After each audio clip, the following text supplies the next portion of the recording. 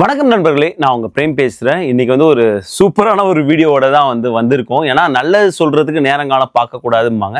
So அதனால தான் last video publish பண்ண சில மணி நேரங்களில் இந்த வீடியோ போடுறோம். அதற்கு காரணம் லாஸ்ட் வீடியோ நாங்கள் ரெக்கார்ட் பண்ணது லேட்டஸ்ட் அப்டேட் யூஎஸ்இஎஸ்டிலேருந்து வர்றதுக்கு முன்னாடி நாங்கள் அப்டேட் பண்ணி அதை ஷெட்யூல் பண்ணதுனால லாஸ்ட் வீடியோ நீங்கள் பார்த்துருப்பீங்க. அதில் H1B யார் யாருக்கெல்லாம் அப்ளிகபிள் ஆகும் போது எல்லாருக்கும் அப்படிங்கிற மாதிரி சொல்லியிருப்பாங்க. பிகாஸ் லாஸ்ட்டாக அந்த மாதிரி ஒரு அண்டர்ஸ்டாண்டிங்லாம் இருந்தது. வீடியோ போகிறதுக்கு முன்னாடி இமிகிரேஷன் அட்டார்னி மேரிகண்டே அவர்களுக்கு மிகப்பெரிய நன்றி. நிறைய டீட்டெயில்ஸ் அவங்க கொடுத்துருந்தாங்க.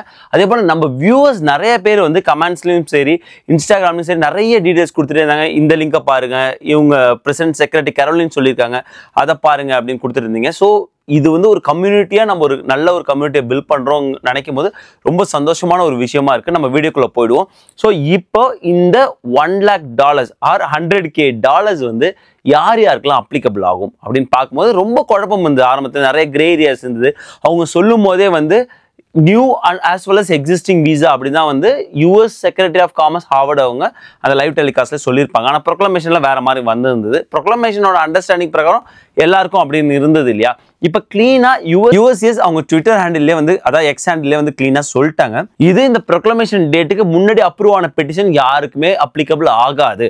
அவர்கள் உள்ள வரத்துக்கும் வெளில போகிறதுக்கும் வீசா ஸ்டாம்பிங் பண்ணுறதுக்கும் போர்ட் ஆஃப் என்ட்ரிலும் எந்த பிரச்சனையும் கிடையாதுன்னு தெளிவாக கொடுத்துட்டாங்க. அப்படின்னா என்ன கருத்தில் கொள்ளப்படுதுன்னா, இந்த ப்ரொக்ளமேஷன் டேட் எஃபெக்டிவ் எப்போ சொல்லியிருக்காங்கன்னா செப்டம்பர் 21, 2025 12 மணி ஈஸ்ட் டைம் பிரகாரம் சொல்லியிருக்காங்க. அதான் இந்த சண்டேலேன்னு சொல்லியிருக்காங்க. அதற்கு முன்னாடி ஏதாவது பெட்டிஷன் அப்ரூவ் ஆயிருந்தா அதுக்கு பிரச்சனை இல்லை அப்படின்னு சொல்லியிருக்காங்க. அது ட்விட்டர் ஹேண்டில் நம்ம பார்த்தது. அதே போல் Twitter handle president secretary Caroline அவங்க என்ன சொல்லியிருக்காங்கன்னா, தெளிவான நிறைய விஷயம் சொல்லியிருக்காங்க. இந்த 100K ஃபீங்கிறது பர் இயர் கிடையாதுங்க. ஏன்னா இது பர் இயர் அப்படிங்கிற மாதிரி அந்த லைவ் டெலிகாஸ்ட்டில் போயிட்டு இருந்துச்சு. ஸோ இது பர் இயர் கிடையாது, பர் பெட்டிஷன் அப்படின்னு சொல்லியிருக்காங்க. அதே போல் இது எக்ஸிஸ்டிங் விசா எதுவுமே பாதிக்காது. எக்ஸிஸ்டிங் விசா ஹோல்டர்ஸ் போய் விசா ஸ்டாம்பிங் பண்ணுறதுக்கும் வெளியில் போயிட்டு உள்ளே வரதுக்கும் எந்த பிரச்சனையும் கிடையாது. அது இன்று எப்படி நடைமுறை இருக்கோ அதே போல் தான் நாளை இருக்க போகுது. ஸோ எந்த ஒரு எக்ஸிஸ்டிங் விசாவும் கிடையாது.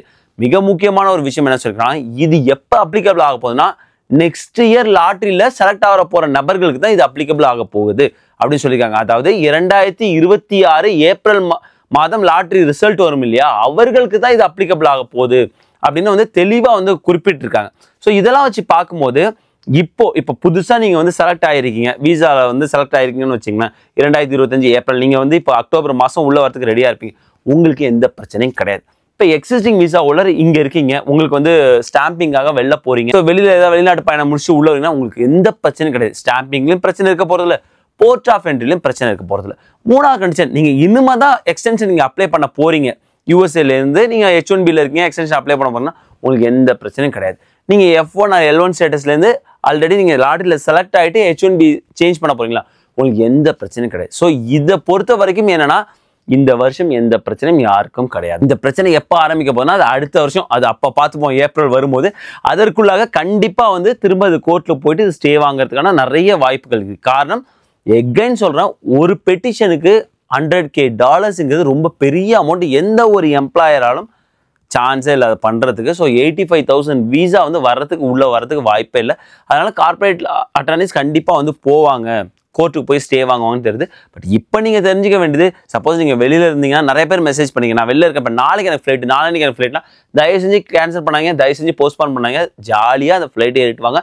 போர்ட் ஆஃப் என்ட்ரியில் எந்த பிரச்சனையுமே இருக்காது. அந்த லிங்க் கொடுக்குறோம், நீங்கள் கையில் வச்சுங்க. சப்போஸ் போர்ட் ஆஃப் என்ட்ரியில் ஏதோ ஒரு கேள்வி கேட்டாலும் நீங்கள் பதில் சொல்கிறதுக்காக சொல்கிறேன், கேட்கவே மாட்டாங்க 100%. ஸோ அந்த லிங்க்குமே நீங்கள் கையில் வச்சிங்க. பிகாஸ் அவங்க அஃபிஷியல் வெப்சைட்லேருந்து இது வந்திருக்கு. ஸோ இது ஒரு மிகப்பெரிய ஒரு சக்கர பொங்கல் செய்தியாக தான் வந்திருக்கு. ஸோ H1Bயில் நீங்கள் எந்த இதுவாக இருந்தாலும் சரி, கேப் எக்ஸம்ட் ஆர் நான் எக்ஸம்ட், நேஷனல் இன்ட்ரெஸ்ட் வேவர், இப்படி எதுவாக இருந்தாலும் பிரச்சனையே கிடையாதுங்க. நேற்று எப்படி இருந்துச்சோ அப்படி தான் இன்றைக்கி இருக்க போது. அதர் தன் தட் நீங்கள் என்ன டாக்குமெண்ட்ஸாக நீங்கள் கையில் வச்சுக்கணுமோ அதை வச்சிங்க. அது ரொம்ப முக்கியம் நீங்கள் போர்ட் ஆஃப் என்ட்ரியில் வரும்போது. ஏன்னா சுச்சுவேஷன் மாறிக்கிட்டே வருது. அதனால் நிறைய டாக்குமெண்ட்ஸ் உங்கள் கையில் இருக்கிறது ரொம்ப ரொம்ப ரொம்ப அவசியமான ஒரு விஷயமா இருக்கும். இது ஒரு சந்தோஷமான ஒரு செய்தி. எகைன் நம்ம வீக்கெண்ட் 2 நாளாகவே ஒரு மாதிரியாக போயிட்டு இருந்து வீக்கெண்ட் கொஞ்சம் இலகுவாக்குறதுக்கு ஒரு நல்ல செய்தி யோசிச்சு சொல்லியிருக்காங்க. வேற என்னென்ன அப்டேட்ஸ் வருதோ நம்ம உடனே பார்ப்போம். உங்களோட எல்லா சப்போர்ட்டுக்குமே ரொம்ப ரொம்ப தேங்க்ஸ். நிறைய பேர் நீங்கள் மெசேஜ் பண்ணிருந்தீங்க. நம்ம எல்லாருமே சேர்ந்து ஒரு நல்ல கம்யூனிட்டியை பில்ட் பண்ணுறதுக்கு இது நல்ல ஒரு பிளாட்ஃபார்மாக இருக்குது. நன்றி, வணக்கம்.